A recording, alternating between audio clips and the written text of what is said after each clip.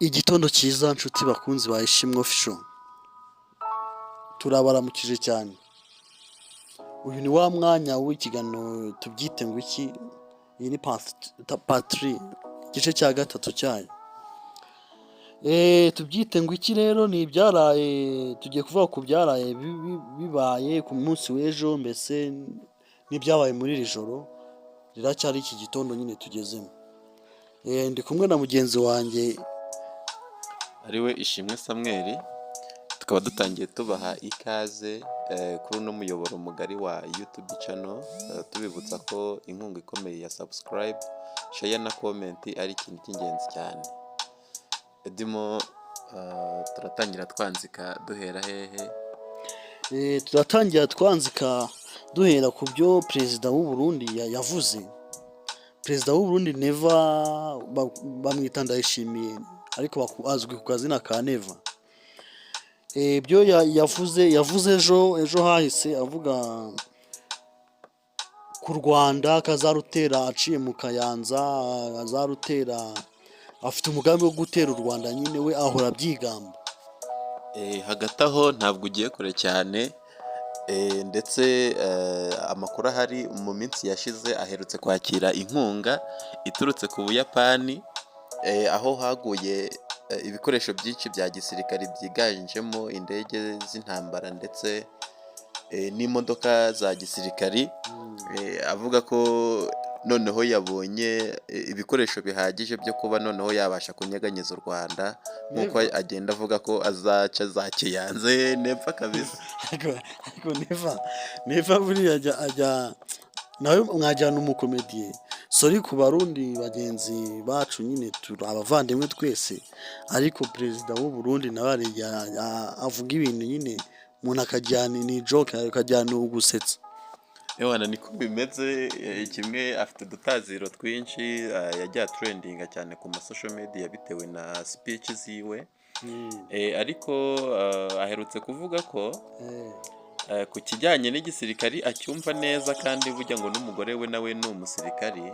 Umugore we ni Kamageshi. Noneho hagati aho ngaho hari ikiganiro aherutse gutanga ejo bundi, avuga yuko bamumenyera batamuzi, mbese muri makeya, ariko avuga ko James Kabarebe ngo aramuzi neza, ngo abamukinisha ariko aramuzi. Urango baraniganye. Wana ngo ntuzamwereke icyo gukora. Kabarebe. Ubwo rero yakaniye ari kuvuga ko afite mbese umugambi wo gushotora nk'uko agenda abyivuga. Ariko dutegereje kureba aho amagambo azahurira n'ibikorwa, nk'uko tumuzi, tukareba nimba hari ikizahinduka dukurikije uko dusanzwe tumuzi. Neva rero Sam, wamenye ko ngo hari byari biri kuvuga ko Ububiligi buri guparika indege mu Burundi. Mu bitangazamakuru by'ejo ni inkuru yari yiganjemo ngo Ububiligi hari indege bwaparitse i Burundi kugira ngo buze nyine butere M23 mu Kivu y'Epfo n'iya ruguru, ngo nibwo bizaborohera cyane bavuye i Burundi kujya muri Kongo, nibyo byaborohera cyane. Amakuru hari icyo wayamenyeho? Amakuru ntabwo nayakurikiranye cyane ku icyo kintu, ariko icyo nzi ko Ububiligi bwigambye ku mugaragaro yuko bugiye gusapotinga igisirikare cya Kongo FARDC, bukabyigamba ku mugaragaro, kandi urabizi ibya mbere bwarabikoze kwa bari abasirikari barenga 500 ruherutse kohereza, ndetse n'indege zimwe za gisirikare. Ahubwo nimba hari bimwe mu bikoresho biri kubasha kuba byanyuzwa mu Burundi, niyo makuru nteye nakurura neza. Birahari kuko urebye kuva Kinshasa kugera wenda hariya aho ubu M23 iri kurwanira hano kunuza muri Warikare, uvuye Kinshasa niho kure kurenza uko bava mu Burundi bajya Warikare.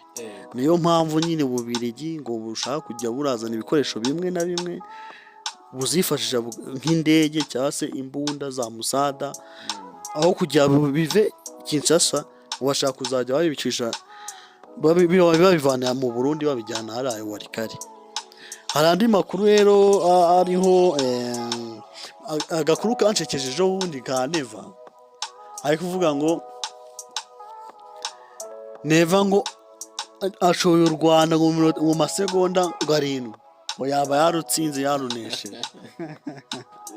Akantu nakabonye ndaseka ndabeneze. Neva aba yibuka ko ari igihugu ari kurwana nacyo, igihugu n'ikindi atari umwana aje gukubita ari guhana ngo umwana yinyariye mu masegonda 7. amasegonda 7 yaba yageze i Kigali avuye hari i Burundi. Iyo drone yabifite speed ingana iki ubwo ngubwo? Ni ukuvuga ngo aravuga akavangamo n'udukomedi, niyo mpamvu hari yizwiye ko azwiho ko udukomedi twinshi gusumbya ibikorwa. Byashoboka ariko icyo nzi cyo nyine ni ugushotora intare, nyine ni ugushotora intare yashonje, gushotora intare ariko ntabwo byamuhira kandi nawe arabizi neza. nawe arabizi ko nyine no kugira ngo waterana amagambo n'igihugu cy'u Rwanda, kuko n'ubundi ni intambara barimo ya politiki y'abayobozi bo hejuru, bari mu ntambara y'amagambo kurenza intambara y'igisirikare. Okay, ndabyumva cyane. Hanyuma se ku makuru ya M23 waho hari ikijya mbere ibintu birimo ifite amakuru menshi arimo kugenda asakara, sinzi icyo wandusha. M23 ejo hiriwe indege kugira ngo twari tunabisuye mu kiganiro twabahaye nimugoroba. Ejo hiriwe indege iri kugwa Walikale. Ngo ejo aho guhaguye indege nye zari indege enye umunsi ziri kujyana y'abasirikare, ubwo ni abasirikare bakuru nyine, ariko abandi basirikare bagiye n'amaguru mpaka Walikale neza. Ejo haraye inkuru ivuga ko Walikale bazengurutse uriya mujyi wa Kisangani. Hari ingabo nyinshi cyane Kisangani, hari ingabo nyinshi cyane za M23 zije nyine kujya bakuremo zirangabo za Wazalendo na FRDC n'iz'abarundi ziri Kisangani. Amakuru yandi avuga ko se hafi ya Goma naho byaba byatangiye kugorana, kuko hano muri Nyiragongo ngo ruguhana inkoyoyo. Nta makuru hafite? Nyiragongo naho bari batangira intambara se. Nyiragongo naho hatangiye kumvikana amasasu kuva ku mugoroba w'ejo bundi kugeza n'ubu ngubu. Amakuru mfite ariko ntinatohoza neza, nzi ko Nyiragongo hari kumvikana amasasu, usibye ko ho ntabwo bikabije cyane nka haranye Walikale. Ubwo wasanga ari FDLR bamwe bahunze nyine batafashwe, wasanga ari yaje guteza umutekano muke.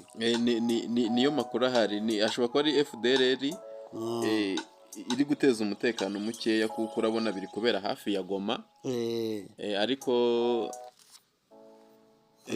Ariko ntabwo byo bikanganye, kandi urabizi hano hirya aho biroroshye M23 wirahafite ihazi cyane ko ntabwo bahateye tu. Kandi muri Goma hari amahoro menshi, ngo abaturage bari uduselfie bari kwenjoyinga, umutekano waraje Goma usesuye cyane. Goma ifite amahoro, kandi ubuyobozi bwa Goma ifite ubuyobozi busesuye kandi bwashyizweho na M23. None M23 kontrola hari hose niyo iri kwa kontrola. ngo ese ahubwo nta makuru yajeho bagifata Goma, bagifata Kivu y'Epfo, bavuga ngo hari abasirikare bijoninze ba FRDC bijoninze na M23 ndetse n'abapolisi. Ese batangiye gukora cyabura cyahugurwa, ko baravuga ngo bashobora kubanza babahugura nyine mu buryo bwa gisirikare, bakabongerera ubundi bumenyi kugira baze bakomezanye na M23. Ndibaza baba aribo barangije guhugurwa bakaba bagiye gutera Walikale, ko muhaginjiye Walikale y'abasirikare benshi bakikije uriya mujyi wa Kisangani. Ndibaza niba aribo nabo baba barimo bajyanye simbi, hari icyo wabindushaho? Ni ukuvuga ngo ikintu gihari, M23 igenda yiyungura imbaraga umunsi ku wundi. Ntabwo mbese igwana icika intege, ahubwo igwana yongera imbaraga. So uko yongera imbaraga, yongera ibikoresho, ikongera ingabo, bivuze ko bariya bagabo bahoze ari abo mu ngabo za Congo, nyuma ya training bahawe, ntekereza ko nimba zararangiye, nta makuru ye yasohoka avuga ko training bahawe zarangiye, ariko ziramutse ari zarangiye, delegate ni ukujoyininga M23 bakaba bazideployinga ahantu runaka. Naho AFC M23 yo umuyobozi wayo uriya muyobozi witwa Colonel Nanga, uriya muyobozi mukuru wa M23, uzi ko yahoze akorana na Perezida Tshisekedi, yahoze akorana na leta ya Congo. We yavuze ati ejo hari itangazo yasohoye avuga ati njyewe kubera ibintu Kongo iri gukora iri kuzambya ibintu byose, nyine uzi ko banze kuganira mu bya biganiro biri kubera i Rwanda muri Angola. Ubwo rero uriya muyobozi wa M23 yavuze ati njyewe nta kandi gahenge nzongera gushyiraho kuko ngibi birakabije, ashaka kwavansa ajya Kinshasa, noneho yabyereye ku mugaragaro. M23 yavuze ko itazongera kwemera ibiganiro, kuko banawunsa ibiganiro bigatwara umunsi umwe, nyuma yaho ugasanga ibintu byazambye, kandi uko nguko ni ugukinisha M23 cyane rwose. Ubwo rero igomba gukomeza paka igeze Kinshasa. Rero ejo nuza Perezida Tshisekedi yari afite umubabaro mwinshi, ariko ni leta ya Kongo yose, yuko hari yantasi leta ya United States of America yohereje muri Kongo nyine, tuzi ko yabanje muri Kongo akaza no mu Rwanda. Yatangaje ko ejo yatangaje ko u Rwanda ruri kubeshyirwa cyane, bavuga ngo u Rwanda rwo rwiba Kongo amabuye ya Kongo, kandi we umuvugizi wa leta ya Kongo witwa leta ya USA wa leta ya United States, ariwe manzere witwa Ron Jackson. Yitwa Ron Jackson, ngakuriye ngo ibya ntuza y'igisirikare nyine cyo muri Amerika, intelligence ya gisirikare yo muri Amerika. Ubwo rero we icyo yatangaje cyakorogoshe cyane Perezida w'igihugu cya Kongo Felix Chilombo Tshisekedi, ariko ubwo ni leta ya Kongo yose. Ayo makuru nahoze nyareba mu kanya avuga ko mu bugenzuzi yakoze yasanze u Rwanda rubeshyega, ahubwo yavuze yuko Kongo isahugwa n'ibihugu byinshi kandi uko byishakiye, ndetse anarenzaho avuga ko igihugu cya Kongo ubwacyo kidashoboye kwirindira umutekano.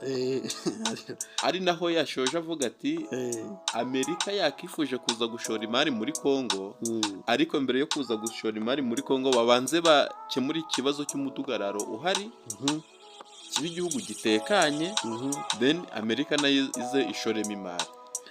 Erega njya mbona biriya bihugu, kino gihugu cya Kongo, ubuyobozi bwacyo, abayobozi baradamaraye, bayobora bafite amafaranga, uri hasi uri hejuru wese bafite amafaranga, yarajyaho akadamara akibwira ko ibindi nta kibazo bafite. Ubwo rero niyo mpamvu ibihugu byinshi, ko uwo muyobozi yitwa Jackson we yaravuze ko u Rwanda ruri kurengana, atase ko bahana u Rwanda rwonyine, bakavuga ko u Rwanda ari rwo rubiba, kandi njye narasanze ari Ubugande, ari u Rwanda, ari u Burundi. We yavuze ko n'u Rwanda wenda narwo rurimo rwayasahura, kuko biroroshye ko ntabwo bashoboye kwicungira umutekano igihugu cyabo, ngo Burundi, u Rwanda n'Ubugande, mbese nago na Sudan ndetse n'ibindi bihugu bikomeye, ngo biza uko byishakiye bikayora amabuye nta kibazo. Ahubwo wakwibaza kuki, kuko Kongo irabizi ko isahugwa n'ibihugu byinshi, kuki isahugwa n'ibihugu byinshi, then noneho byose bikitirirwa u Rwanda. Nyine ubwo ngubwo ikibazo ni kimwe, ngo u Rwanda sinzi icyo Kongo ipfa n'u Rwanda, niba ari uko hari u Rwanda rwo rukoze kuri nuza kuri Kongo vuba vuba, ariko se ko n'u Burundi n'Ubugande, ko Kongo ni nini, undi Kongo ikoze kuri Kongo ikoze ku gihugu cy'Ubugande, kuri Sudani, u Rwanda, Burundi na Tanzania. Urumva rero Kongo ni nini cyane, sinzi impamvu yishyiramo u Rwanda, icyo bapfa ntikiramenyekana. Niyo Kongo sinzi ibibazo igira, ariko ni Perezida Tshisekedi akenshi niwe ubitera. Yanze ubwumvikane uko bakorera inama, ya nama yabereye Katari, ibyavuyemo yahise abidobya. Ibibera muri EAC nabyo ngo ntabikoze. Ubwo rero Tshisekedi sinzi icyo aba mu mutwe, sinzi icyo bashaka gutekereza. Politike yiwe ntago yabaye urujijo, n'abanyekongo batangiye kwigaragambya. Yego, n'abanyekongo batangiye kwigaragambya, ariko ntekereza ko impamvu u Rwanda arirwo ruza mu majwi cyane. Urabona M23 yagiye igiye guharanira uburenganzira bw'abanyamurenge bavuga ikinyarwanda, bateshwaga agaciro hariya muri Kongo. Noneho kubera ko bavuga ikinyarwanda, urumva n'ibindi byinshi byagiye byitirirwa u Rwanda kandi atari rwo rubirimo. Numva ko ariyo mpamvu. Okay, ariko rero n'uwo muyobozi rega yavuze ati umwe witwa Jackson wo muri Amerika waturutse, iyo ntumwa yavuye muri Amerika ya Donald Trump, yavuye ati impamvu tubona nyamukuru bimwe twavuzeho na kera, n'abantu n'ibinyamakuru bihora bivugaho, na perezida ahora avuga ati baravuga ikinyarwanda n'ubundi bakomoka, bafite inkomoko mu Rwanda yavuye ku bukoroni, umwe bakataga ibihugu. Ibyo ngibyo rero ngo nabyo niba Tshisekedi azira uko bavuga igihugu kirimo cy'ikinyarwanda, niba yanga ko bavuye mu Rwanda, ntago mbizi kabisa. Ni icyo kibazo, kandi amateka arisubira kandi abazwi. Aho ngaho ni kwa kwigiza ibintu nkana. Gusa nyine ngewe nuko wenda we ubwe n'abayobozi bamwungirije bakagombye guharanira ikizana umutekano wo gusumbya gushora ikizana amakimbirane. Werega ikintu ubundi akunda gushora ni amafaranga no kugurisha nyine imitungo kamere y'igihugu cye. Avuga ati njye niba mfite zahabu ndaje mbwira Amerika, ariko USA ngo nabyo yabyanze, yahise ngiri gushaka kuvamo ngo bimwe by'ubufatanye yarashaka gukorana na Kongo. Wa muyobozi witwa Jackson nyine yageze, maze Trump aravuga ati ngo nari gutyo bimeze, ahubwo bareka ubufatanye bwabo na Kongo. Ni nayo mpamvu leta ya Kongo nyine yaraka yibaza ngo u Rwanda rutanga iki. Icyo ari cyo cyose cyanatumye nuvuga ngo Amerika yo yanze akavuyo, nuvuga ngo Kongo irimo akavuyo kenshi. Nuvuga ngo nimba Amerika yarebye ibona harimo akavuyo, ngabo wa mugani Ababiligi, abaki bose bahuriyeyo, urumva ni akavuyo kadafite controle, kadafite organisation.